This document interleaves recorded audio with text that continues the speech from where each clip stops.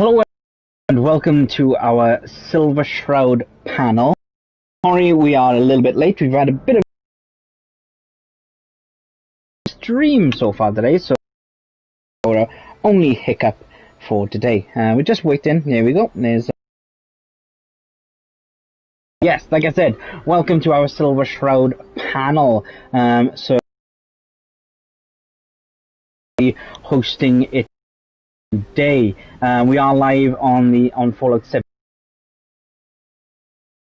This is my camp, which I have now made for our panel. So I'm just going to come out of photo mode and we're going to come on in.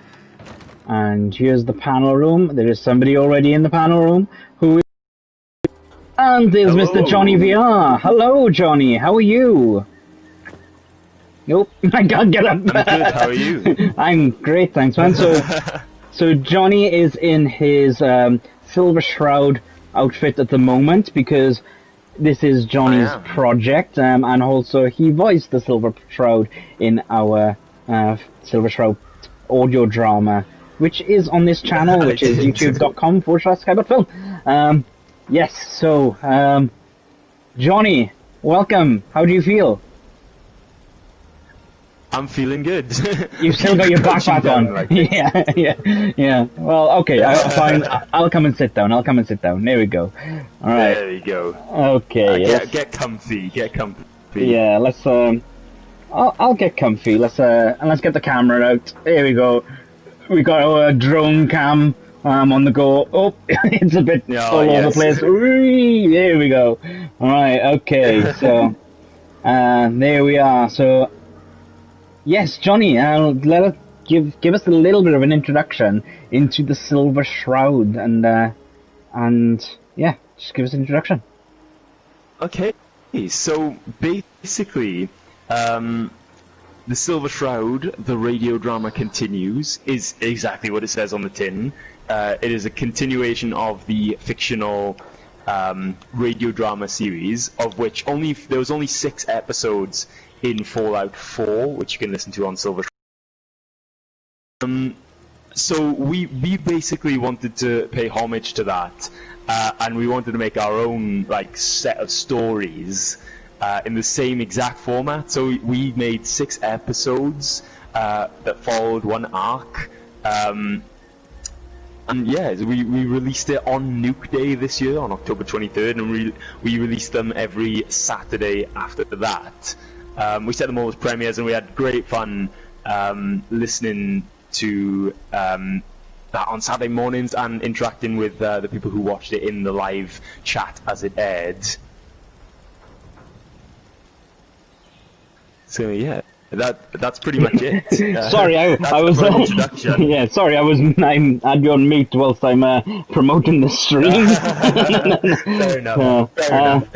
Yeah, so it's like Johnny said. Let me move the camera back because I'm talking as well now. The guy in the suit and the flat cap. He's talking. Yeah, I'm the guy in the suit. Yeah, so as Johnny said, it is on YouTube now, and we'll just bring that down there. So you got youtube.com/Skybot Film, and that's where you can watch all 6 episodes. We will be putting it in as a compilation of all 6 episodes at one point as well, but at the moment they are individual. But you can have a look in our playlist as well for that. First of all, then, let's crack on with this panel then, and let's have a little look at how it came about. Because back in the summer, before the summer really, the world was plunged into the pandemic way back in March. And we were thinking, what can we do? We can't go to Comic-Cons, we can't do these Comic-Con videos or vlogs or anything like that. We physically can't be together either because we're from separate households. So how are we going to continue? So I was doing quite a lot of different things, and then probably I think it was in May, end of April, beginning of May, Johnny, you did send me a message saying, like that. I want to have a chat with you about something. And I was like, oh, here we go. It's like, what's going on now? and then And then we had a good hour and a half chatting about this idea that you had. So, do you want to take it away a bit there, then? Yeah. So basically, as Shack mentioned, we were in the whole pandemic, and so it was, and that was right at the very strictest of restrictions. So there really wasn't a lot we could do, and basically when that was the case, there's nearby where I live, there's like a little country walk. So that I was going there pretty much every day as my one allowance of exercise. You're only allowed out once. I was walking on this path.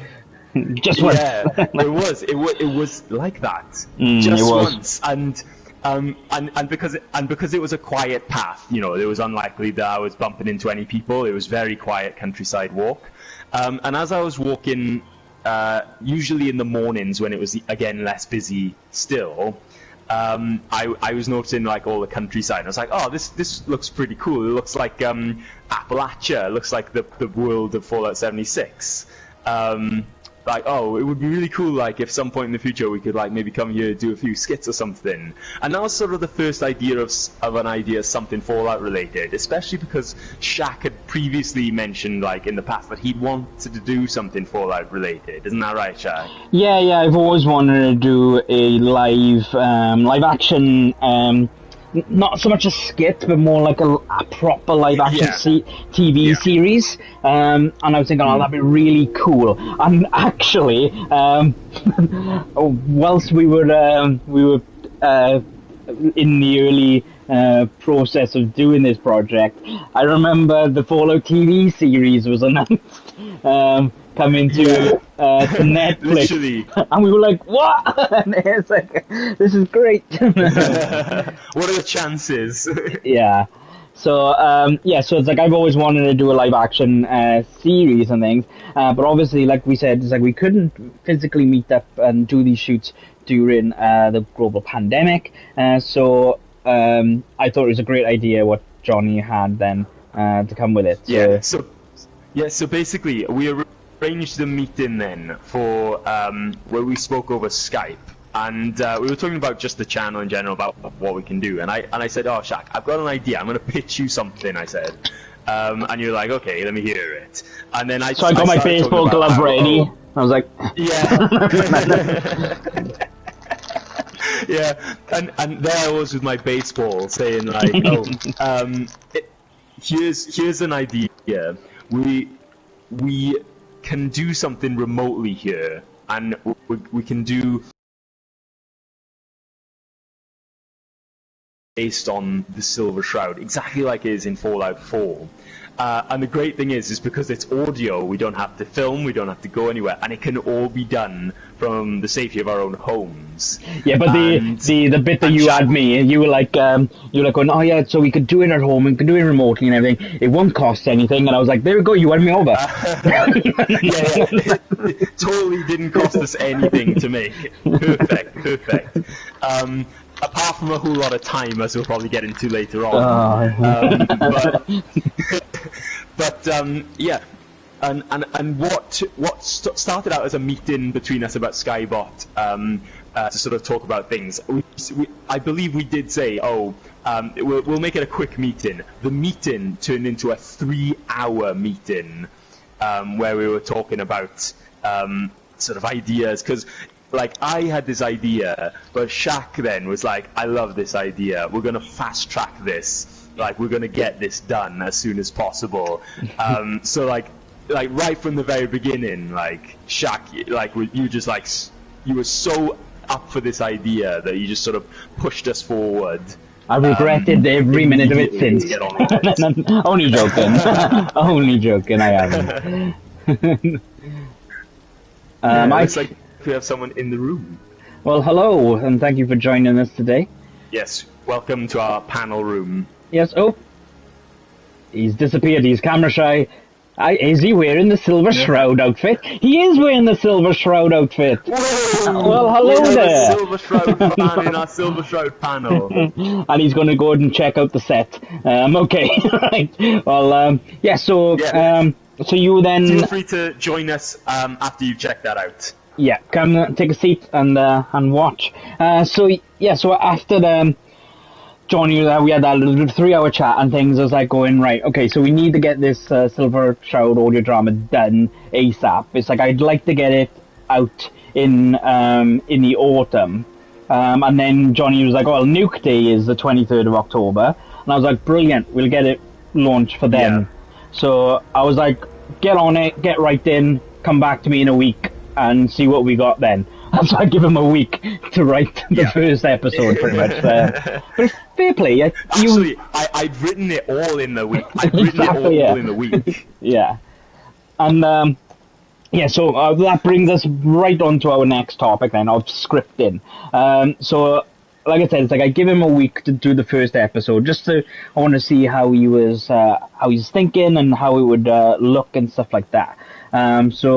A week later, you came back and you were like, right, it's in, I've done a Google document up. And I was like, okay, cool. So I had a little look at it and I was like, all right, okay, he's done all 6. The first thing that popped up to me was episode 421. And I was like, what? but we'll talk about that later anyway. We'll talk about that a little bit later. We'll get into that later. Yeah, but I was a bit confused from the offset. But then we had another 3-hour meeting when we went through the script. The early script is a lot different to what the script is now. There's some characters that have gone from it as well. There was some characters that were added in as well, like the TV report and the news report. The news reporter was in the original draft, but the paper boy wasn't, was he? It was the paper boy wasn't. Because that was one of the things. Yeah, that was one of the things I was like, oh, we've done a radio broadcast. How can we make something different? Your little voice, so read all about it. Silver Shroud turns rogue. Classic. It just reminds me of Bugsy Malone, man.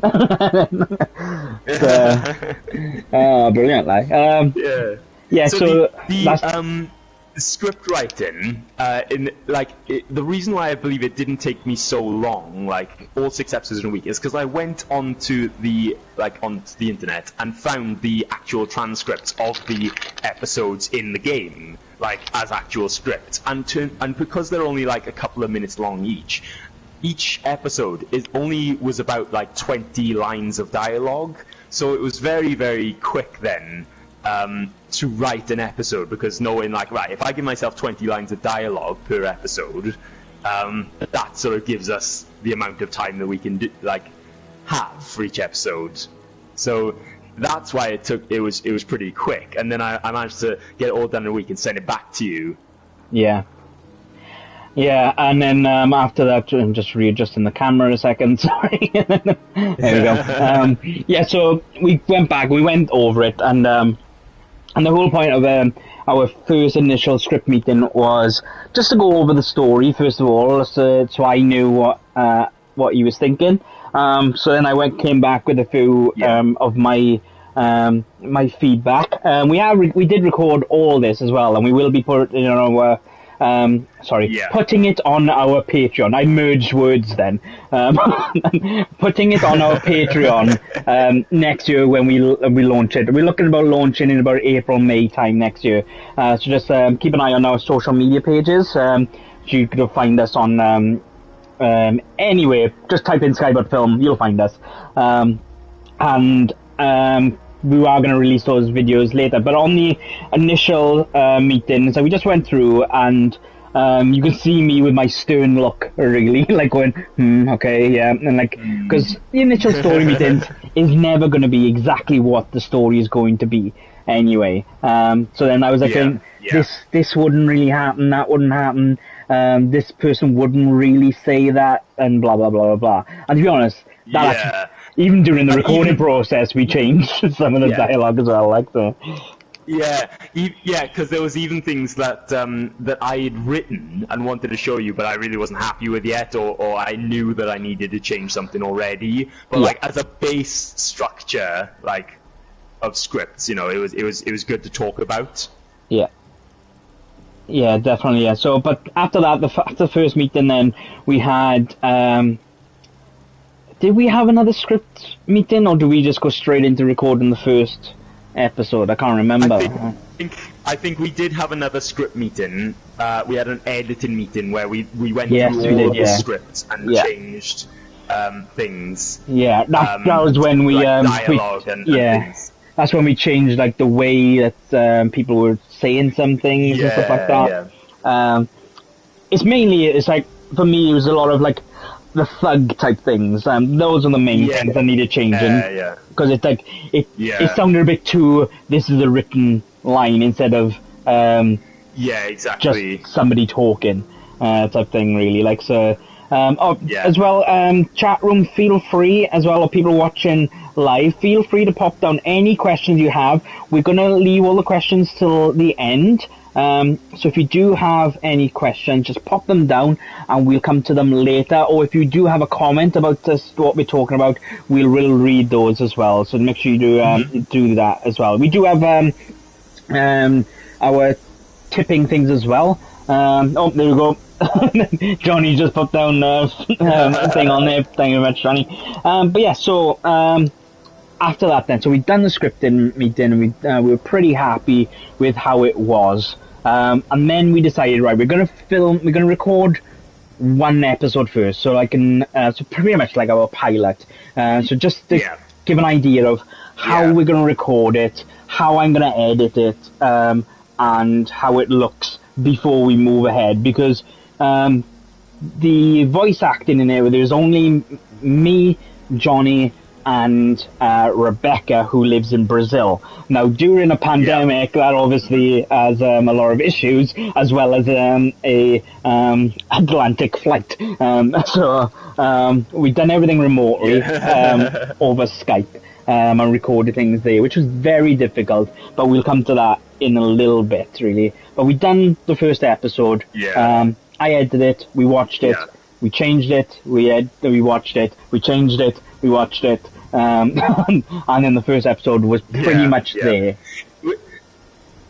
Yeah, that was the thing with the first episode. It was I wrote it because that was obviously the one I started off with. I wrote it as sort of a generic Shroud adventure. Like it's pretty much like spoiler alert if you haven't seen it, but like it has just the villain, it has the Shroud, it just has everything you might expect, and then everything else, the rest of the story just expands from that. And the story was written so that we could voice it with a cast of 3. There's not a huge amount of characters in it.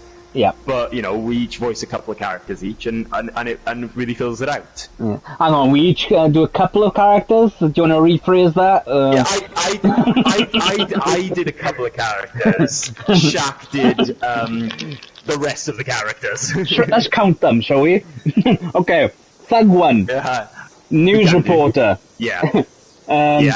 Newsboy. Boston police. The truck driver. The truck driver. The zombie. The robots. The robot. Doctor Brainwash. Mr. Abominable. And Grognag. 10. 10 characters I voiced. Yeah. Right, I did Silver Shroud and Thug 2. I believe that was it. Yeah, that was it, yeah. So you were right, you did voice a couple of characters. But, no, I did voice a couple. But the thing is, I think it sort of naturally went that way, because, like for example, for It makes sense. was You always like had my more of the lyrics anyway. Lyrics? The dialogue. More of the dialogue. More of the lyrics. It's a musical adventure, Silver Shroud. It's a musical now. Who wants to see the Silver Shroud musical? That's brilliant. A character was looking around then when you said, "Who wants to see this?" Brilliant. But the thing is, with the Silver Shroud lines, it was always the Silver Shroud talking to other people, you know, and otherwise I would be talking to myself. Exactly, like and it was you a project, so you cosplayed the Silver Shroud before, which was great. I did cosplay the Silver Shroud. Yeah, we'll try and get some pictures up on our social media today of that. But yeah, so recording. Let's have a little chat about recording now. So the first day, it was just me and you over Skype. So we recorded. I think we recorded mine first, and yeah. So like I said, it's exactly with the scripting thing. We do have. Oh, somebody's using my workbench outside. We recorded all this as well, so it will be on our Patreon next year just to show you how we did all the voicing and stuff like that. But it was literally over Skype, and we were using Audacity to record things as well. So the audio isn't the best. Classic. With it. Yeah, a classic Audacity. It's like the audio wasn't the best. I tried to clean it up as much as I can during the editing, but nothing. And it was surreal because obviously the time lag and stuff.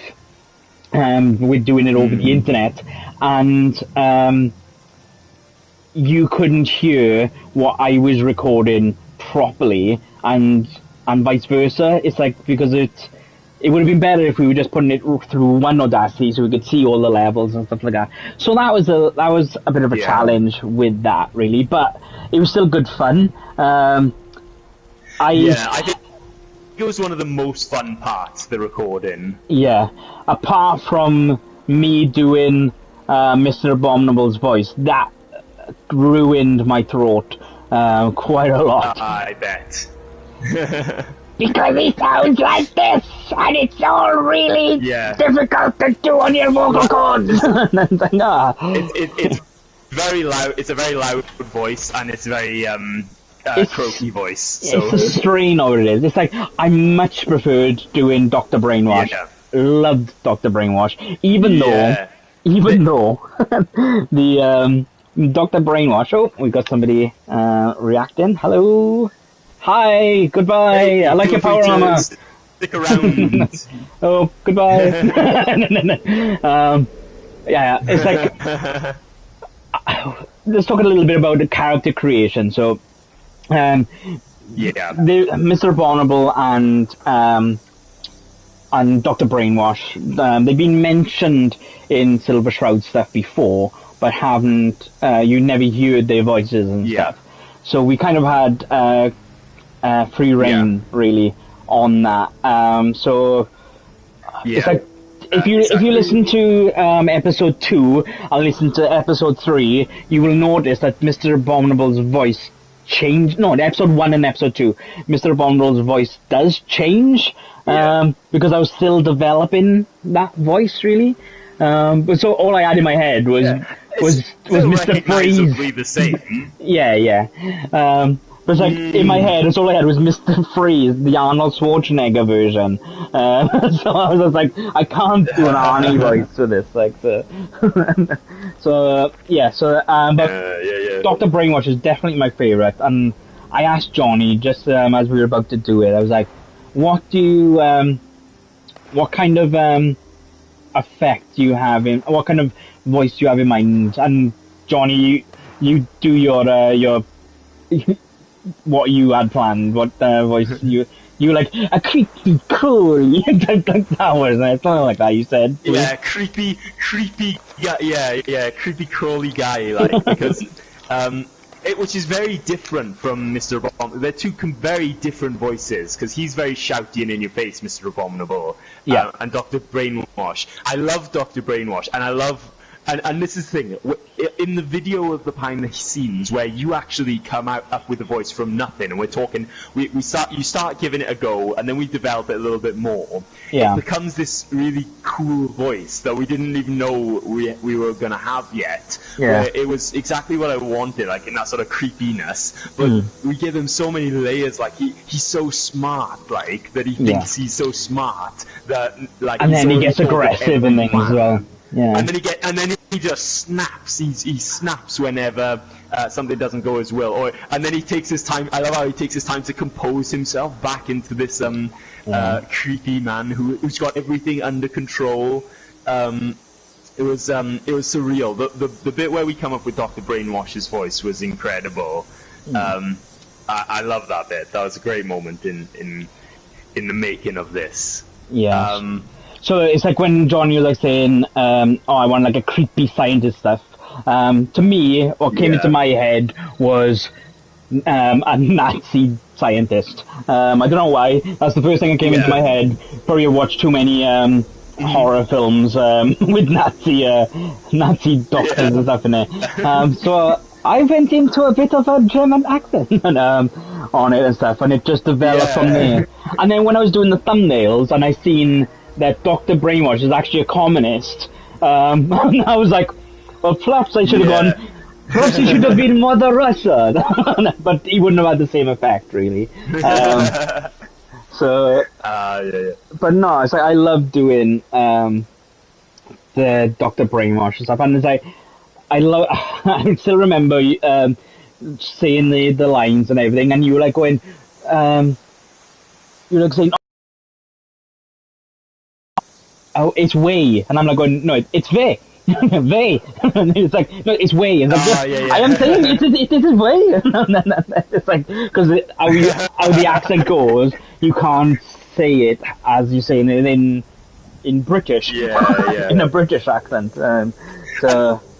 Yeah, and that's one of the reasons why we always recorded in pairs, so that one of us could record our lines, and then the other person could be listening to see did they make a mistake in their line, and they need to go again, so just in case you didn't notice it. And then the other thing is that after the line, we did each line a couple of times, and the person who's not recording the line, or the director at that point, is like saying like, try something like this, or try saying it like this, or and then we got like a huge variety of different lines that we could have used. And ultimately, the only one made it into the final cut, which we decided which is the best line.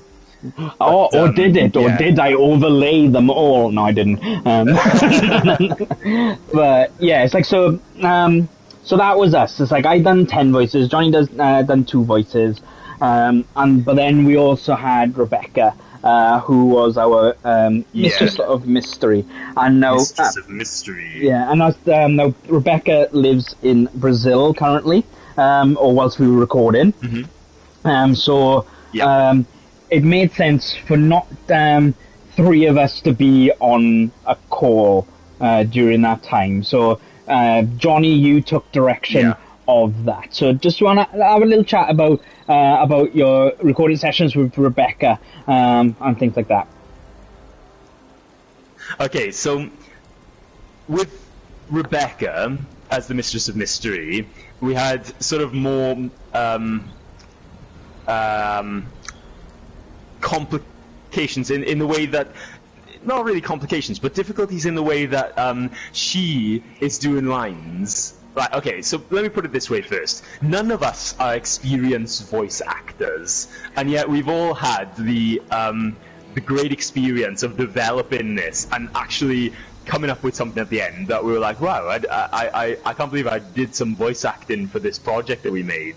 But for Rebecca, not only was she not an experienced voice actor either, but English was not her first language, so the complications that me and Shack didn't have was the fact that, maybe there were certain words that she struggled to pronounce, especially because the Mistress of Mystery, she has a way with words. She says complicated words, and more often than not speaks in alliteration and making things rhyme, which is kind of complicated if English is not your first language. So for her that was complicated, but like fair play. She didn't give up, and in the end, we got some fantastic lines from her, and she nailed it. She really did. Yeah, it's like you said, it's not her first language, and I have had feedback from people who say that they couldn't tell that it wasn't and stuff because of the way that she's amazing anyways. I've spoken to Rebecca quite a few times and stuff so she is amazing, and it's I'm so glad that you got her involved with it and stuff so. And the lines that she gives, and she was really enthusiastic. Yeah, definitely, and it's some of those lines that she gave were really good and stuff, and really passionate and things. So she give her because watching back over the or listening back over to the audio and stuff, she would give her version like the two of us did. We would give our versions first, and then the person directing those lines then would say, all right, that's great, now try it this way and stuff. So it was great to see some of the different versions and stuff that did come into it, really. And I just noticed that my character's eyes are really blue. That's anyway. Yeah, so that was great. So thank you very much to Rebecca when she's watching this. And George has just posted up a comment saying, you don't need to be an experienced voice actor to be an amazing voice actor. You just need to be passionate. Amazing series. Thank you very much, George. Hope you really enjoyed it. And that is some really good words for there. You don't have to be professional to be passionate and good about something, really. It's everyone starts off from somewhere. Am I saying that there's a career path that the two of us would be going down? Probably not. But we will. But we can definitely do this again. Exactly. Because it's fun. Exactly, and that's what I was just about to say. And that's the thing. Yeah, go on. No, I was just about to say it's I was in. Right, Johnny, you go. Johnny, you go. You go, John. You go. Okay. So, I was going to say that, even though we were not experienced, I don't know about anyone else, but I noticed as we went from episode 1 to episode 6, we did get better as we got more comfortable with it as well, and so we were improving all the time, and it was so much fun to be thinking, oh wow, I was better in this episode than I was in that episode. Yeah. It's because I do a lot of these voice things anyway with the channel and stuff like that, so I'm kind of used to doing a lot of voiceover stuff anyway. So it's I was alright, but it's for you and Rebecca, it was different and everything. It's you used to close your eyes a lot whilst doing your lines as well, to shut everything else to imagine it. Yeah. And then if you look, obviously when you come back to a Patreon next year and you see all behind the scenes stuff. If you watch me and watch some of the faces that I'm pulling, especially when I'm doing Mr. Abominable, it was quite funny. I remember those faces. Yeah. I remember some lines some lines when I was referring to an item or an object that was far away.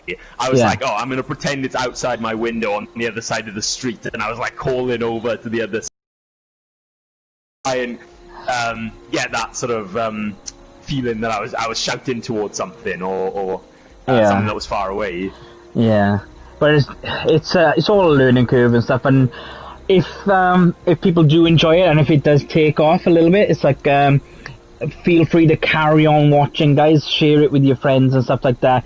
We will post a link to the playlist a little bit later for you guys to watch it. Please do share it out with some friends and stuff, and put it in other Facebook groups and stuff like that. And it's great for Fallout fans because we made it to pay homage to the Fallout series. But it works as just a fun little. It's quick as well. Each episode is a few minutes long, and it's a quick, compact story, so you can enjoy it anyway. Yeah. So it's we would so if you can share it and stuff, if we do get quite a good response from it then, and it does get generate quite a few views, then we will look into doing it and a second series. And what we'll do with that as well is, if it does generate quite a lot of views, we might actually put some more production value into it, and get some maybe some more characters in there, maybe even longer. It might not be 6 episodes, it might be, say, 10 episodes or something like that. But we can spend longer on it if the interest is there. If not, then great, we've done a project. But we did have a great fun doing that and stuff like. But yes, so the editing stage then. So it's like I took on all of the editing with it, apart from the trailers. Johnny did do the trailers, and I'm gonna talk about the trailers a second, and then we'll talk about the other thing. So Johnny was like, when you were doing the trailers, you made a set, didn't you? I did. Yeah, on Fallout 76. So let's have a little chat about that first. Okay, so we decided that we wanted some trailers that would come out in the weeks leading up to the first episode, but I didn't want to have them like months in advance. Like, well, we didn't have months in advance, but like I didn't want to have them so far in advance that people would like forget about them or not care. So we decided to have 3 trailers in the end. One as a teaser trailer that said that this is our project and it's coming soon, and then we said, oh, we'll have the second one as a release date trailer, and then we'll have a third one as well. For the coming soon trailer, the first one, the teaser trailer, I went into Fallout 76 and I built some sets, and I was like, oh, let's try and do some filming in Fallout 76.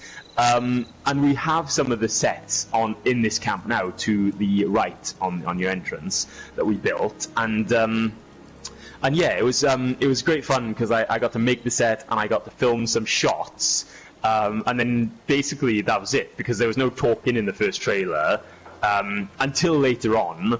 I put together this sort of montage of music and set shots, and then I showed it to Shack, and he was like, oh yeah, this is really cool, let's have some dialogue in it as well.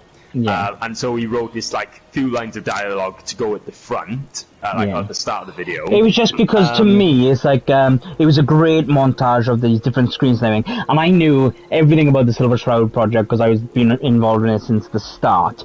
But then when you take yourself away from that, and it's like I did show some family members, and I was like, what's your feedback on it? And they were like, well, this is cool, but what is it?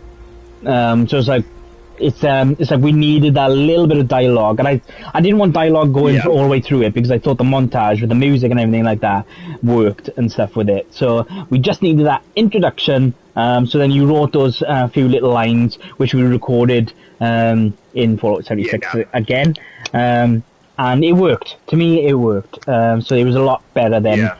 But then the second trailer, I really loved the second trailer.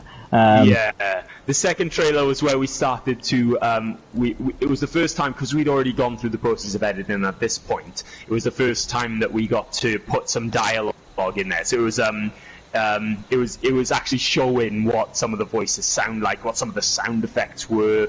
But obviously, because we haven't filmed it, like we went back into Fallout 76 and recorded some shots again to just overlap with the dialogue, so that we could see, oh, that's the Silver Shroud talking, that's the Mistress of Mystery talking, and there's some sort of villain like who wasn't revealed yet.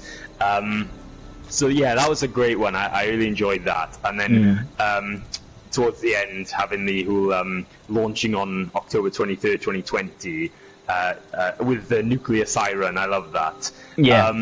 But the point was, the trailers were very, very close to each other. I think it was about 2 weeks between the first and the second one, and then it was a month 1 week later, the third trailer. Was it? Yeah, so it was 1 month before we teased it. Yeah. So, and so the way that we saw that is we put it like that because we have like 2 weeks and then we have a release date. So the second trailer gave the release date. So it was like, and by which point it was only 2 weeks away. So it was like we wanted people to be like, oh, that's cool. It's not even that long away.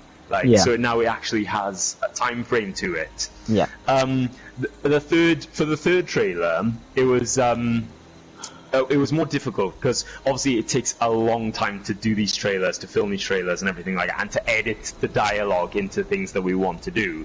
So I was like, oh gosh, how are we going to do this? Again, it's going to take so much time. In the end, we decided to do a teaser, like a sneak peek teaser. So we took the opening of the first episode so that people could have some dialogue, some sound effect, and in context as well. You knew what was happening from this brief clip. Yeah. And then after that, we had our little Skype call where we were talking about how it's complete and like how excited we were to show. So yeah, it was really good then because it gave it a sneak peek, but then it brought it all together because we were like happy with how it was all turned out and it all finished. So we wanted to give a little bit of wanted to show our faces basically. Yeah. So it's like, thank you very much for putting those together because like I was up to my eyeballs in editing all the stuff and obviously work on top of it as well. Just like when we started the project, I was on furlough, so that wasn't too bad. I could spend a lot of my time doing that. But then, literally, as soon as we finished the recording stage, I was back in work. So I was like, I need to find time to do everything. So the editing took a very long time. So what we did with the editing, let me just bring the camera over to me. There we go. With the editing, it's like I took, we had our script, and I was following that along with the different audio lines. And if you imagine now, each episode had between an hour and 2 hours worth of recording for each character, each main character. So it would be about 5, 6, 7 hours worth of dialogue to go through to make a 4-minute video. So yeah, it was a lot of work, and it's like thanks to Johnny who went through Rebecca's lines and give me the time codes. So it was a lot quicker for me then to snip those out and pop them in. Yeah. Instead of me doing 3 characters, I was only doing the 2 characters, picking out those parts. So it was much easier there. Yeah. But it still took a long time. And then once the video was done, we do what's called a rough draft, and that's it's all pretty much the bones and stuff were in there, the bare bones were in there. I had some of the sound effects in, not all of them, but I had some of the sound effects in and stuff. And then me and Johnny then would watch it together, again over Skype, because you could do share screen. So we watched that over, and then Johnny would give me some of his views and stuff like that, and then I'd go back and change them around. We did record one of our sessions like this. Again, it'll be on our Patreon, and that was a lot because we could, I could edit it and he could listen to it straight away instead of editing it all and then rendering it, sending it over, and then him watching it again and going, oh well, I don't really like that and stuff. But so it was a lot easier just to do it live together and stuff like that. I think the background effects do add a lot to it because it's a dialogue and it's not you haven't it's an audio drama and you haven't got any of the visuals and stuff to it. It's very difficult to imagine sometimes when you're just talking about it and there's no descriptions and stuff. So I try to add in as much sound effects as I could to make it enhance your imagination, so you could hear the plane in the background, you could hear the crates being scraped, you could hear somebody walking up to you and stuff like that, and the cocking of the gun and stuff like that. There was some sound cues in the script to follow, but even then, it was like afterwards, it was like, oh, we need to, wouldn't be a good idea to have this sound effect here, or I think it would add to it, It was extra we added at all points. The way that Johnny wrote the script was semi like a physical script, so you would put down some action lines and stuff like that. So obviously in a script that's what you would be seeing. in like an actual video. But it was good that he had that, because then in my mind then I can go, right, okay, so how the heck am I going to get that in an audio drama? So I was like, right, well, if it's a plane landing, then I need to try and get a plane landing sound effect. I didn't in the end. There was no plane landing sound effects that I could find. So in the end, I just had a plane taxiing along, but you could hear it and stuff. So you knew that you were at an airport and stuff. Then it was like, because a lot of the sound effects now they're all jet engines, and this is like a period-ish type drama in the 50s, if you will. So there's a lot of propeller sounds and stuff like that. So I was going for like an Indiana Jones style plane and things like that. But that's pretty much how the editing came about and stuff. And then when we were finished with it, we give it once over again, a watch of it to make sure everything sounded right. And then we as well, the audio levels were an issue because obviously, as everyone knows with Johnny, it's like Johnny tends to talk normal, and then all of a sudden then he goes "Rah!" with his voice. So it's like you peak. There we go. There's a peak for there. His microphone tends to peak quite a bit. So that was an issue trying to get those levels right. And we did have an issue with Rebecca's audio in two of the recordings when it was very quiet. So I had to massively bump up the volume, but then you'd have this hiss. But then I managed to use a denoiser and a de-esser on it to help with that. To get rid of it, and the good thing is as well, with the Pip-Boy sound effect across the entire thing, it hides any of those little extra buzzing effects. Yeah, because we had this Pip-Boy static. Yeah, so that did help quite a bit, really, on there. So we finished it, watched it, and then pretty much uploaded them. So they've been uploaded since August, really. So a perfection definition of Johnny. A perfect definition of Johnny. Yeah. Thanks, George. Yeah.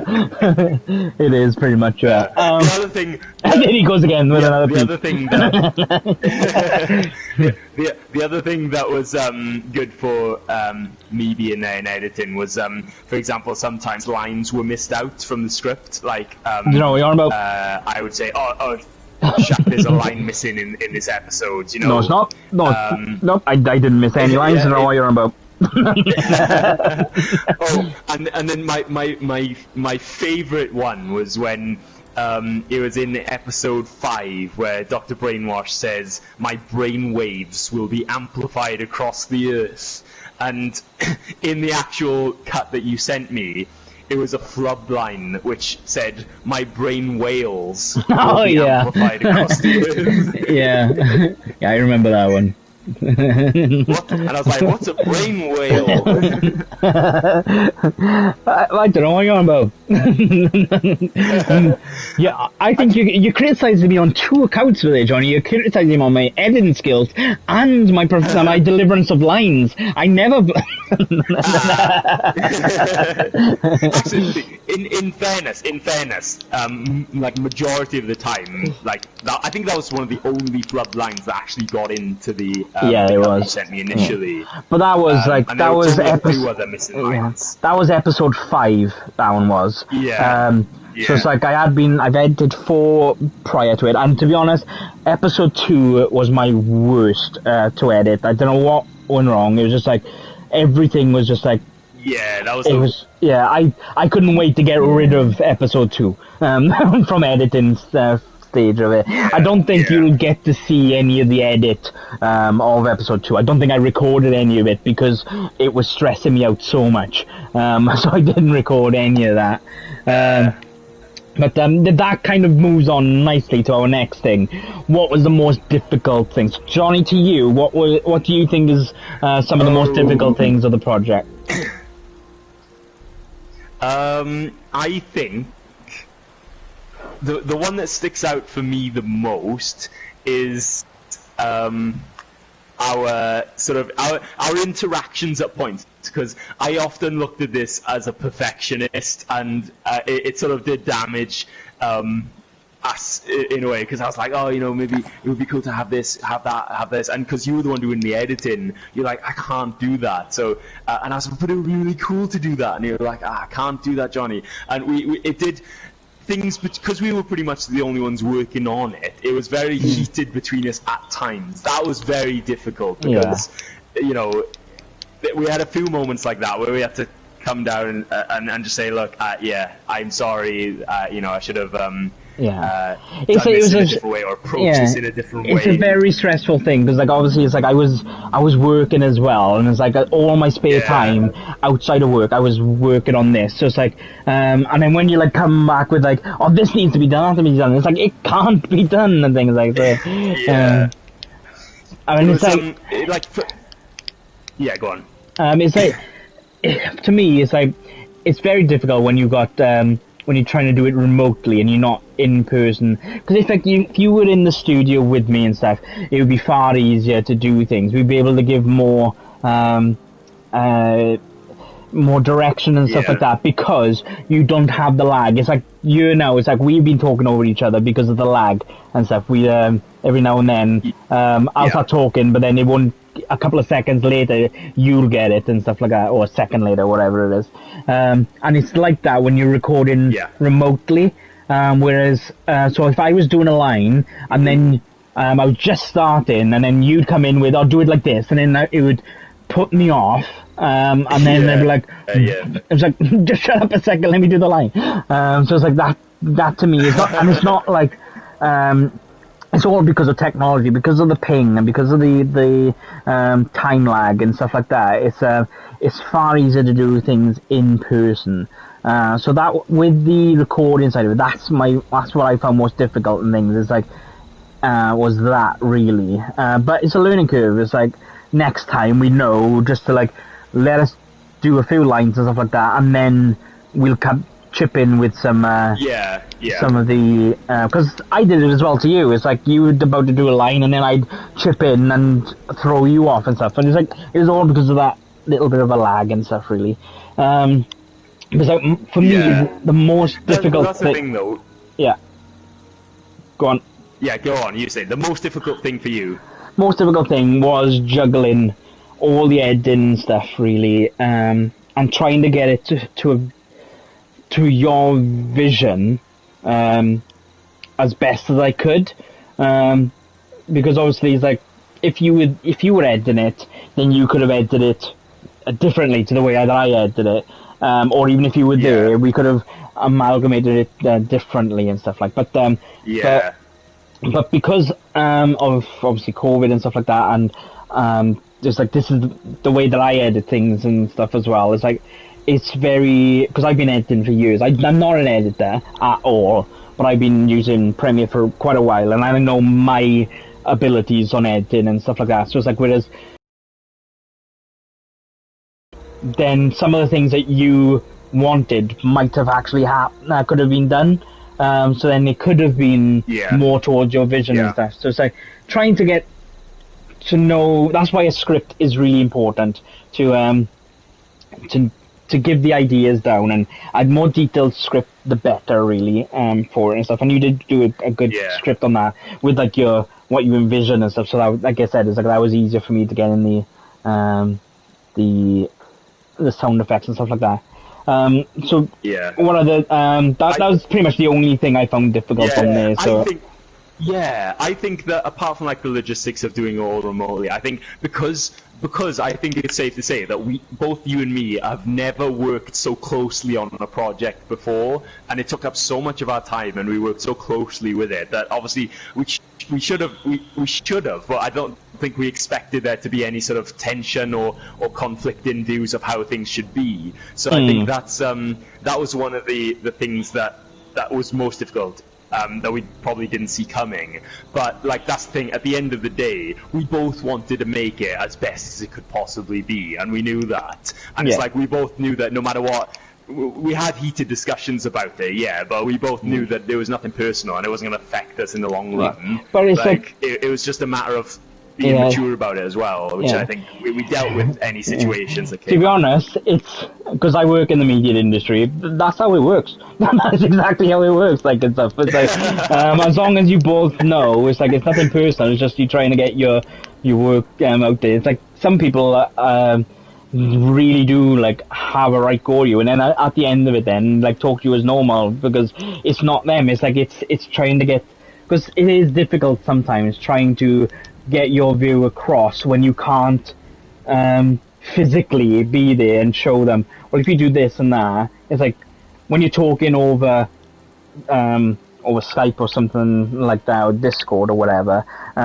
It is difficult to try and get your points across with just your words. Sometimes you need to physically show someone how to do things and stuff. So, so that's sort of thing. So it's I'm ashamed to say it, but I will be like this probably on the next project. But it's like there's no it's not out of malice. At least we can expect it this time. We know what to expect. But yes. So I think this would be a good time to talk about the episode numbers. What do you think? Well, I was going to ask you, what's your favourite part? Well, my favourite part, I think, definitely was the voice acting. I think that was the most fun part of the whole project, is doing it there and then, doing the lines. And seeing how, like, toward the end we got better at it. We've got better at recording lines, and we recorded episodes quicker because we were better. And I loved seeing, like, it come about, like, with the editing. I loved when you sent me the drafts to look at, and I was like, oh my gosh, this sounds amazing. Like, particularly... I always said, when I was starting the script writing, I was like, episode 5 is my favourite. It's the villain reveal, he's telling his whole plan, it's where everything comes together. But then you made it really difficult, because all the other episodes as well, because they sounded so good, I was like, I don't know which one's my favourite anymore. The battle in episode 6 was amazing. Like 4 and 5 are my favourites. I think 5 is definitely up there. I do love the battle in 6. You made that sound awesome. But I do also love the Mr. Abominable confrontation in episode 3. Yeah, it was, there's some really cool stuff. The Silver Shroud. I don't know how many times I've done that line. The Silver Shroud, the Shroud. And there's so many different things. My favorite part of it wasn't any of like the recording of it, the editing it or anything like that. It's like, because that's something that needed to be done. It's like my favorite part was when they were all finished, not because it's like, thank God they're done. It's they're all finished and it was released. Then I always like when a project is done and you can look back and go, all right, it's finished, let's watch it. Okay, that's great for what we could do, and with our limitations and stuff, that is brilliant. It's like brilliant. And my most favorite part is getting the feedback from people. It's like maybe not in the comments, but I have been talking to people, and they it's like some of my friends and stuff like that, and just out of the blue they will be like, oh yeah, I watched Silver Shroud yesterday, it's great. It's like, oh, I love the way that blah blah blah blah. And I was just like, whoa, okay, thanks. It's like, I was like, I'm glad you're liking it, because I know some of these people are genuine. Yeah, they love the Silver Shroud. It's like one of my best friends, Andrew, is like, he loves the Silver Shroud. It's right up his street and stuff. So I was always a bit like, I don't know, what's the word? Always a bit weary about worried about what he thinks of it, because he loves it so much. But then the other day he was like going, oh yeah, I managed to catch up, because he hasn't been watching it as they've been released. He's been watching it later. And he's like, oh yeah, I watched this week's episodes today. He's like, oh, I love the way that I think it was like a Mr. Abominable. It was something to do with Mr. Abominable. I can't remember what exactly he said now. But it was great that he openly give that feedback and stuff, instead of me going, oh, what did you think about this episode? And it's like, he give us that that feedback, that's what I like, is getting people's feedback and people enjoying it. It's like, I know it's not the best for everybody. It's like when we put out the trailer, when we put it in a few Facebook groups, somebody did comment on some of the lines peaking and stuff like that, which I knew about anyway, but it's like, I'm glad that somebody took their time to watch it and then go, this could be changed. I think they give constructive criticism. Yeah. I didn't come back and went, oh, that was crap. It's like the audio is awful and stuff like that. They then say, oh, it's good, but do this type thing. Like, and we couldn't change that peaking. Because we can take that on to the next one. Yeah. Because the next one is like we would be doing in person, so I can control the audio levels better and stuff like that. So instead of us recording it over the thing, so then because I know if I bring Johnny's volume down, then the peaking will be better and stuff like that. But yeah, so that's my favorite part. You got it you got it right on the nail then when you're talking about the release, because it was amazing, like, to have them as premieres every Saturday and have people waiting, to have people commenting on live chat as it goes live and laughing at it and like saying giving comments in the live chat. And you know, at the end of it, it really felt like we completed it after they'd aired every week. And the funny thing was as well, because we completed it and we'd sort of moved on to other things, when they actually aired in October, I was like, oh, I get to experience this as well. I you know, because we made it, and then now, like, to be honest, I've forgotten some of it. The episodes every day beforehand. Yeah, exactly that. Like, we go, you kind of have an idea, but like when you listen to it, it's like, oh yeah, this part, I remember this part. It's so cool. So yeah, if you guys check it out, like we put our everything into it. And if you want to leave us a comment on the videos, telling your favorite parts, you know, what you want to see in the future, or you know, stuff about, you know, even if there is any constructive criticism, we'd love to hear it, and we do respond to these comments. We do. Yeah. Be sure to leave a comment and tell us what you think. And maybe if you're a new Silver Shroud fan, welcome to the Silver Shroud fan club. I say, if you do want us to do another series, please do write that in the comments, because we can't guess what you guys want. We will. It's like, but we will jump at the opportunity. Yeah, it's like we're not gonna like throw our all into it if like a couple of people gone, oh yeah, it'd be great to see a second series. We do want to make sure that quite a few people do it, because it took a lot of our lives to do this. It did. From the recording to editing to watching it back and things like that. So it does take up a very, very, very long time to do and stuff. So please do another 7 series, please, but make sure that season 8 isn't bad. Is that on? Are you on about Game of Thrones for there, George? But no, it's I think it's safe to assume. Yeah, but he's not on about Lost, because there's not 8 seasons, and I doubt George has watched Lost. I feel like everyone hates the end of Lost. But no, let's quickly talk about the Easter eggs and stuff now, and then we can move on then to some of the questions that we've been asked. I've got 2 questions, I think, that have already been asked before. Cool. And then if anybody else has got any questions, now's your time. Pop them down in the chat now, and once we get to that bit, then we'll have a look. So yeah, Easter eggs. Let's talk quickly about, and quickly now, Johnny. Let's talk quickly about the numbering. Okay, so the numbering was a big thing. I pitched it right at the very start as the continuation of the radio drama. In Fallout lore, there were 419 episodes of the radio drama, plus a holiday special. So there was 420. I said, oh, let's make it 421. Like, we'll continue it in like Appalachia after the war, you know, in the Fallout world. But obviously, by the time Fallout 4 happens, there's only 420. So it's the way we fixed it into the law is that we made it, we continued it, but by the time Fallout 4 comes along, they've been wiped or lost or something like that. So that's how I imagined it, going on from 421.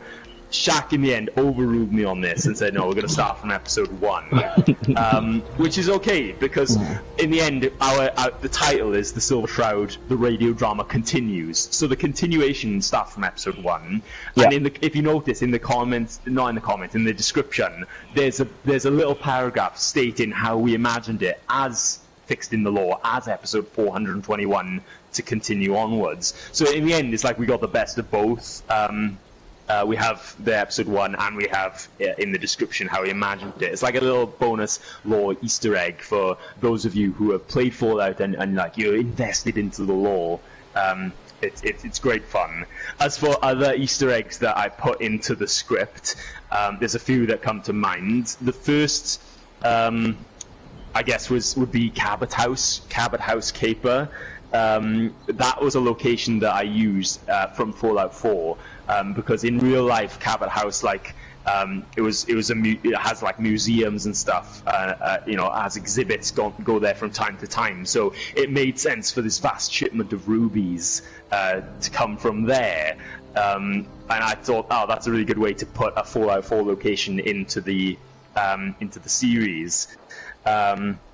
The other main ones then would be the rubies themselves. In episode 5, Dr. Brainwash is talking about they come from a temple deep in a faraway jungle, and this is a reference to Grognag and the Ruby Ruins, which is the I believe it's the holotape game that you can find in the Fallout games that you can play on your Pip-Boy. And that's like that sort of actually forms the basis of the story, and it's in the end where Grognag appears, obviously, but then the other one as well, Bat Babies. Shaq was reading this like, what are you on about, Johnny? Like, what? And I'm like, Bat Babies, come on. It's great because Bat Babies, they're on the cover of the comic book Grognag issue 3, which you can find in the Fallout games. It's called Grognag in the Jungle of the Bat Babies, and the way that we actually brought them to life with the baby and bat sounds, like, it's hilarious. But that's another thing that I intentionally added to cement sort of Grognag right into the end. Yeah, so if we get season 2, then you might have more of the Bat Babies. Yeah. And then we have Dr. Brainwash. Obviously, it's like he was a character on Unstoppables issue 1, because Dr. Brainwash and his army of decapitalists, which also made up on their way into this series. But obviously that's only got a name and a picture. Yeah. He's to your right, Johnny, there's the issue there with Dr. Brainwash. Yeah. There he is. And the decapitalist. Nice, there it is. But like he has an image and a name, but Mr. Abominable, apparently, I think it was in Silver. It was somewhere in the law. It was stated that Mr. Abominable featured in Silver Shroud episode 83, but it doesn't have a comic associated with him. We just have a name, so it was really cool to be able to bring these characters to life. Yeah, definitely. And it's like in the trailer that we did, it's like I was literally just wearing the Chinese armor and the Captain Cosmos helmet, but I had the cryolator, and with the cryolator I've got, it crystallizes as you fired it, so it made the dome all crystallized, so it looked really cool. With the Pip-Boy glow and everything as well. Excuse me. Sorry, I just need some water. Yeah. It's okay, I don't have COVID. Yeah, let us know if I'm sure I put other Easter eggs and stuff in there. So if you spot any, Phantom devices. Phantom devices, from Mistress of Mystery. Here is a bit of a challenge for everyone. The Phantom device. I didn't use the actual sounds of the Phantom device because it's not that really effective, really. So I made my own by mixing different sounds. So my challenge to people is to see what the sounds were made up of. So see if anybody can... and there was not just that one. There was some other ones as well. So there's Easter eggs in the sound effects too. Yeah. So if you find those, leave a comment. And we'll be impressed. If you go back now and So with episode 2, when Silver Shroud is on the phone, talking to someone, when you watch the first episode, you can't really tell and stuff, but watch episode 5 and then go back and watch episode 2, and you will find out that I did the phone voice as Dr. Brainwash. So yeah, there you go. So little tiny things for there. Yeah. Not really an Easter egg, but there you go. Yeah.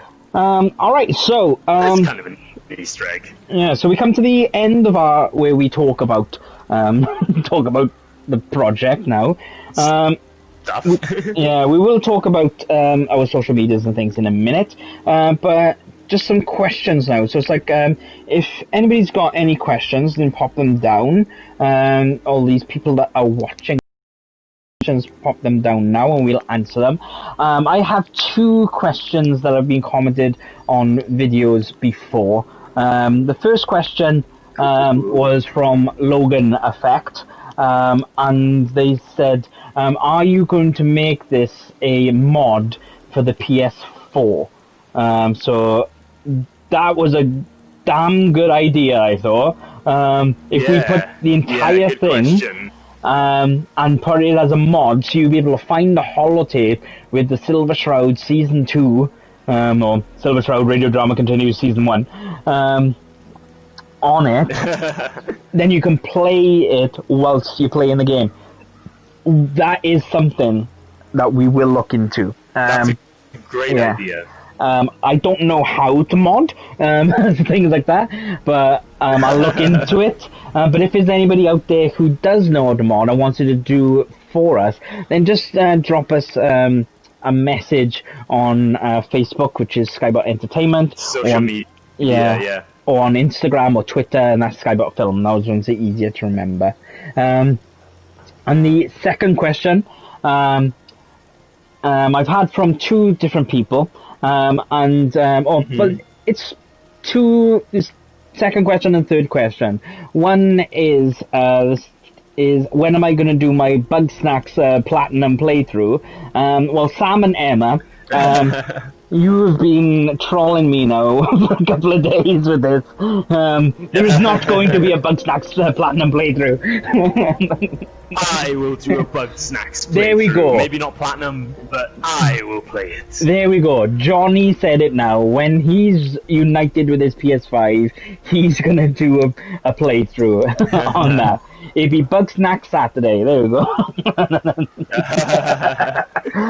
And the other question, no, I don't know when the Line Signs is coming to Disney Plus UK before anyone asks.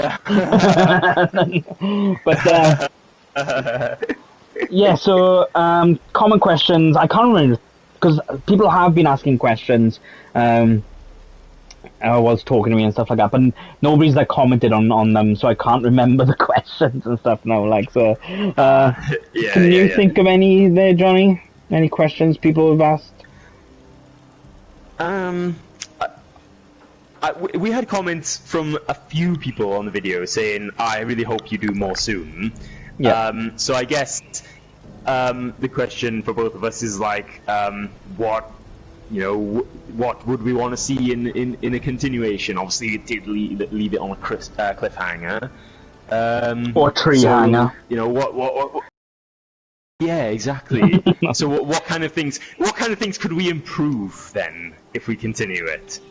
I think for me, the first thing would be like my audio, because obviously since then I've got a better mic, so my audio can be improved just on that alone. Yeah. Yeah, definitely. It's like that was pretty much my issue, is the audio levels and stuff. And to me, the only way that we could really change that is by recording them in person and stuff. Really, like so. So that's something we could look at in the future. Yeah. I am interested, as there was a Silver Shroud holiday special in the lore, I am interested in making a second Silver Shroud holiday special at some point. Oh no. So I think it would be fun. I think it'll be fun if you edited the next one. Yeah, yeah. I'll put some great sound effects in there. Don't worry. But yeah, so it's like I'll make my voice booming. if people are asking where we got our sound effects from, the vast majority of the sound effects were from YouTube Audio Library, which are all free, copyright-free sounds and things. Some of the effects I recorded myself. It's like taking the Silver Shroud's coat off. I literally put the microphone towards the floor and recorded a piece of clothing falling onto the floor. You can't really tell, it just sounds like a thud. But I suppose that's what clothes falling on the floor sound like. That's pretty much that. I think we're coming up to the end then for that. So if you guys do like the project, please do tell us. Go onto the videos, pop a comment down. If there's anything that you think could change, then just pop it down in there too. Like I say, we like constructive criticism as well. It's like, yes, we know the audio needs a little bit of work, so just pop that down on there. If you do want another series, please do tell us. We do want to know whether it's worth our time putting into it to make a second season really for it. If you haven't, I have popped down in the chat, and I'm about to put it in there now. There you go. There's the playlist for you to watch the whole thing. It's in episode order, and then you got the trailers at the end then as well. So just have a little look at those. Put a comment down, see what you liked, what you didn't like, and do you want another one there. We do have, it's like next year we are changing a lot of the way our videos are going. This year, you guys have supported us massively. We have had a great increase of subscribers, so thank you to all the Disney Plus viewers, the Doctor Who viewers, the PlayStation viewers, and the Silver Shroud or Fallout viewers as well. You guys have been amazing. You're keeping us going, and this is why we're able to do these projects and stuff, because you guys are supporting us, watching these videos. But it's like the only thing I do ask is we always say at the end of it to go to our coffee.com website to tip us if you'd like to support us on there. It's like, I'm not too worried about that. What I really like you to do is, if you like one of our videos, please share it, not just with your friends, just share it on Facebook groups or on Reddit groups or things like that. Please do. That really does help us out just by sharing it. It's like we share it out a lot on different things, but we need your help as well too, because we have had quite a few comments saying some of our videos need more views and stuff like that. It's like we can't do it without you guys. We do a lot. It's like we do Facebook adverts and things as well, so we do need your help in spreading the word, really. But if you would like to tip us, then that's great. We would like donations, because what we're doing is any money that we take from donations, they go straight into our pot where we can buy things. It's like Johnny, we bought Johnny a brand new microphone to do some of his Doctor Who videos. So he's got that microphone that's bought from these tips and things like that. So thank you very much for everyone who helped do that. What we would like to do with tips as well as our revenue from YouTube is we want to do these videos more often. Now we can't do that without you guys' support. So next year we are launching our Patreon website, and well, it is actually live right now, but you can't get onto the physical or the digital rewards at the moment. You can just do the support tier, which is $1, £1, or €1, whatever your currency is, and that comes to us then, and that's just to support us with that each month. But then next year we're launching our physical and digital rewards, and I've been working this week on some of those rewards, and I'm quite excited to share them with you. I'm not going to share them with you right now. I'm not going to do it right now. You just need to come back on the last. I've seen them. Yeah. It's awesome. Yeah. I can't wait. I've got there's so much work I got to put into it, but I think people are gonna love it. I really do. People are gonna love these collectibles, and it's a game, so you can play it as a game or you can collect them. So it'll be really cool on that. So just keep an eye out on that. Nice. I'm gonna pop in the chat now. Our Patreon link. So if you do want to pop on there, you can either follow us to know, so you can see when our rewards have come live, or if you want to join our support tier, then feel free. But if you do join our digital rewards or our physical rewards, you will be charged, and you won't be able to get your money back for that, and you won't get any rewards. So please don't, really, on that. I don't want to take your money, and then you'd be like, oh, I have my rewards. It's like, yeah, because you're not going to have any until it's officially launched. But there you go. But I might be dropping a few things here and there for free anyway, as long as you're in the support tier. So yeah, so like, with all that money that we'll be taking from those revenue, we'll be able to get you these projects that would be far better quality. It's like I might be able to pay for somebody to do some proper graphics or something on there. I'll be able to pay for an editor maybe or something like that to do it, or even just buy better equipment so we can do it better. Obviously, the end goal of any YouTuber is to make it a career, but we've got no delusions of grandeur with that. Really, like,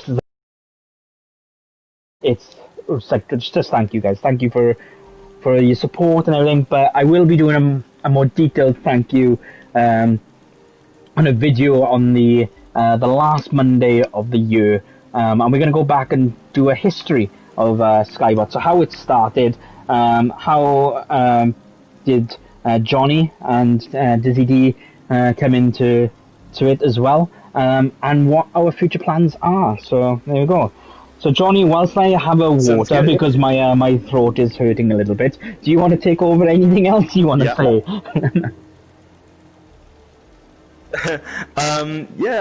I'll reiterate that. Thanks very much for all the support.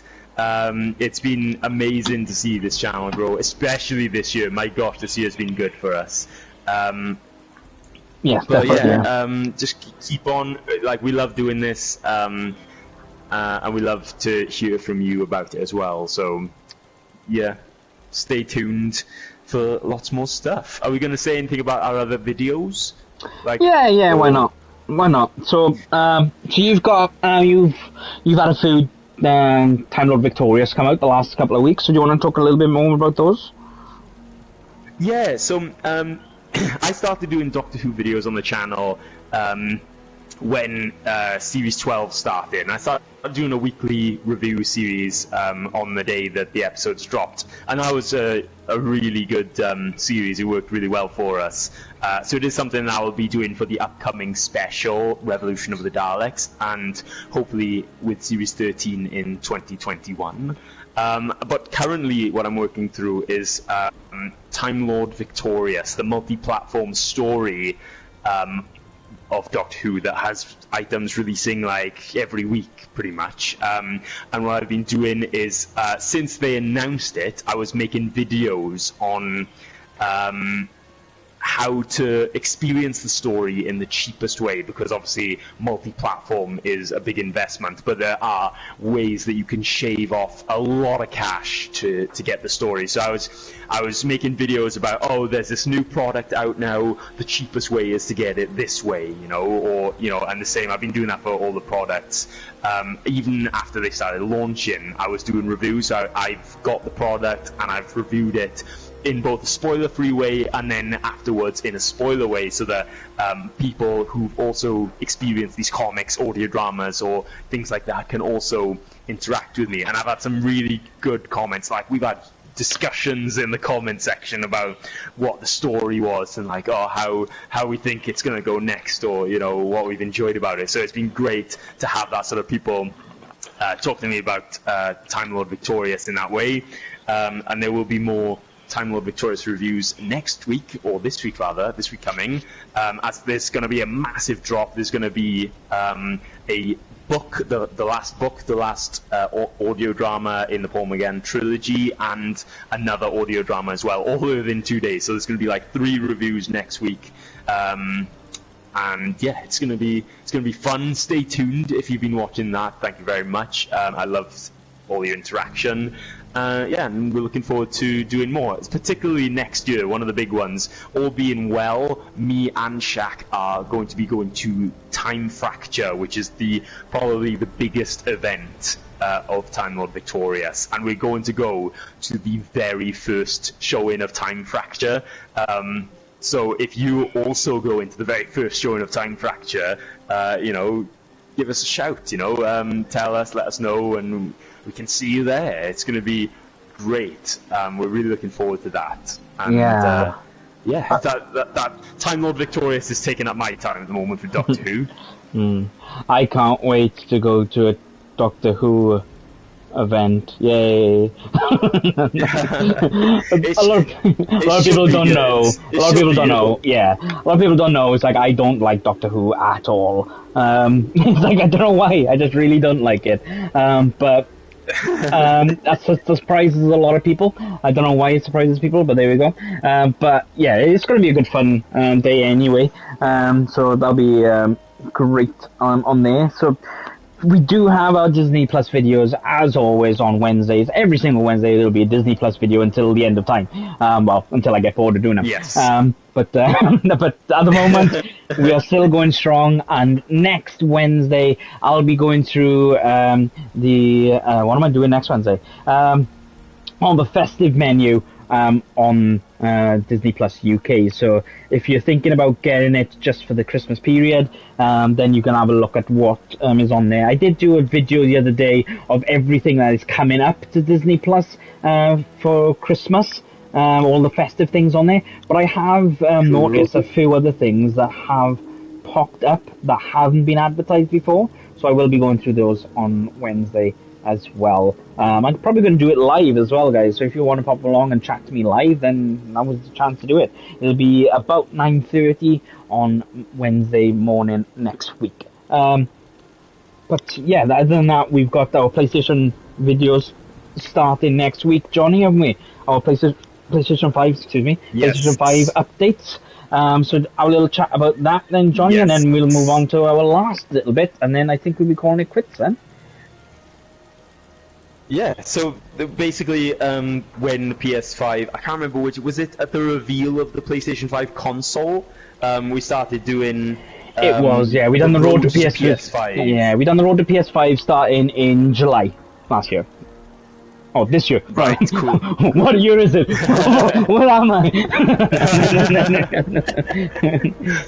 But so we were just doing a monthly video highlighting any new news about the console, new games that were coming out and things, just all sorts really surrounding the PlayStation 5. But now that it is actually out, we're doing a PS5 update series, a little bit like the Disney Plus update videos. But this time we're going to be talking about the PlayStation Plus games that are out that month for PS5, if there are any, as well as like other upcoming games that are releasing that month, as well as other things that have come up surrounding the PlayStation 5, and also even some bad things, as well, like sin bin Bug sort of style thing where we say, this wasn't good about this.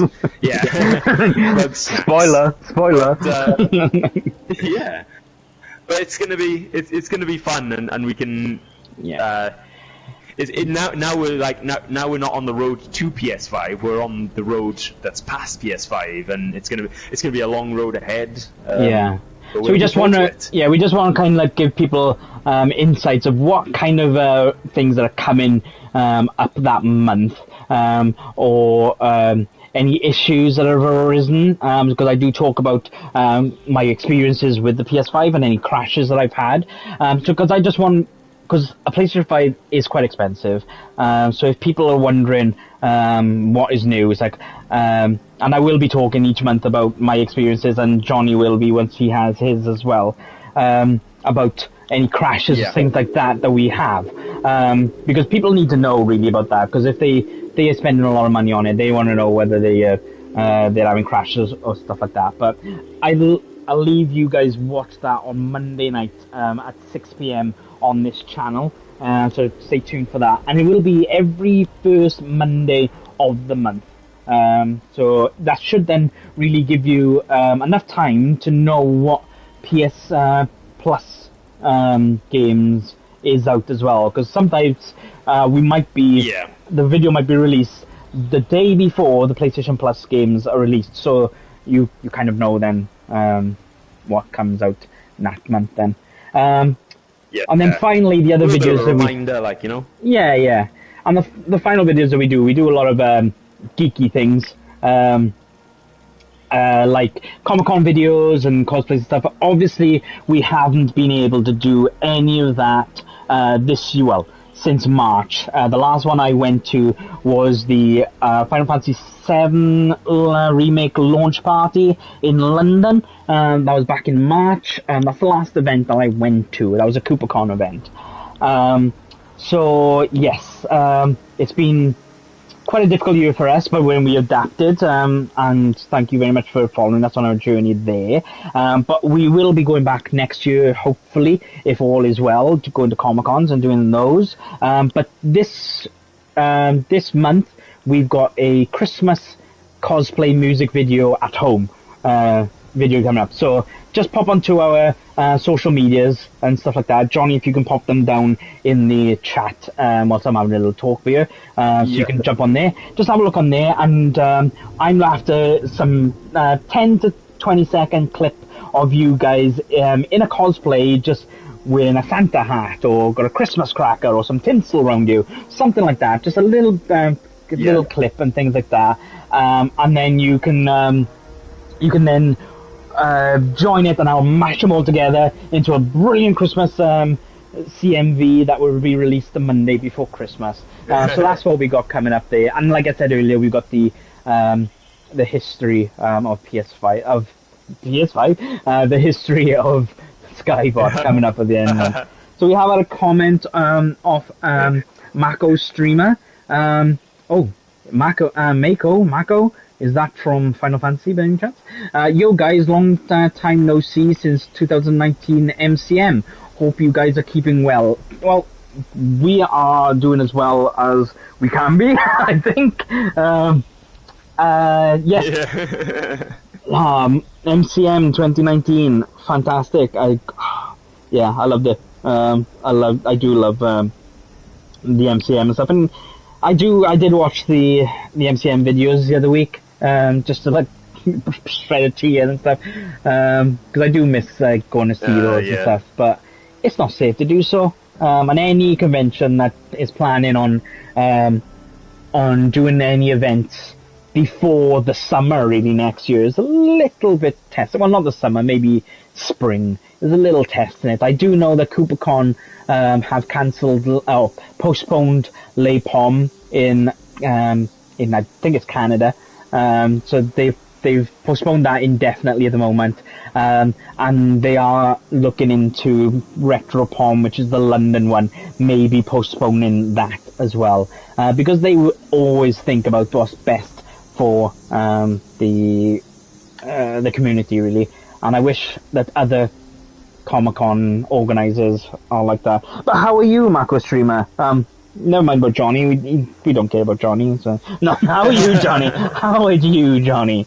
I'm fine. I'm fine. I'm happy and dandy. Fantastic. Well, we have had a steady amount of viewers today, so thank you everyone who's watched us. Thanks for everyone who's commented and things like that, and all the likes. Yes. Yes, the Silver Shroud is out there, so you can watch it all. So do please take the time to have a look at the playlist. I shall pop it back on the chat room right now, since it's saved on my my copy and paste. So yeah. So and also, I suppose we could ask if people enjoyed this kind of Comic-Con style Skybot stream. Let us know, and maybe we could do something like this again, where we tell funny stories and all definitely about all the stuff that we do. If you like it, let us know. Yeah, because we do podcasts once a month and stuff. We could possibly do something similar to this again. And we could do another themed set because, I tell you what we haven't done, Johnny. We haven't taken everyone on a little walk around. So let's have a little, let's get up off your chair, Johnny. Get up off your chair. I'm getting up off my chair. There you go. So, look at this. I'm going to close this front door. There we go. So yeah, if people were going to be coming in, people have come in and out and run off. People have. People have used our stuff, and people have bought stuff. People have used the benches. Yeah.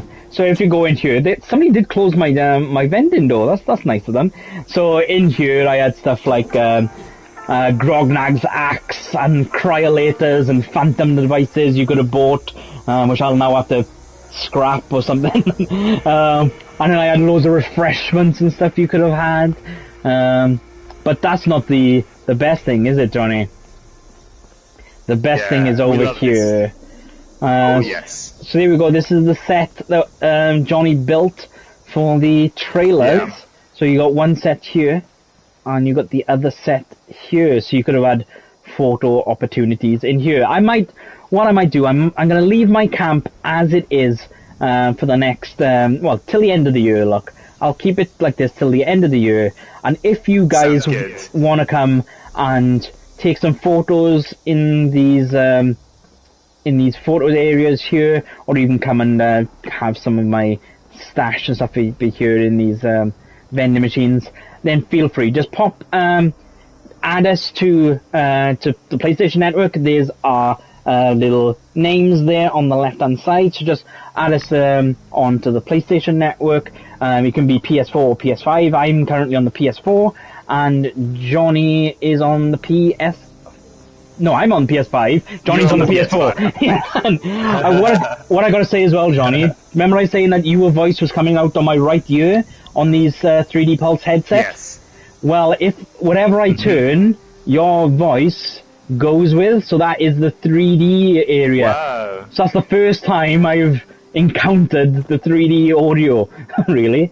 Because I've got the stereo, the surround sound, but it's never been like the 3D surround sound. Like I can picture it really well. My camp in Fallout 76 is still in the works. Oh, come on, man! You gotta build your camp.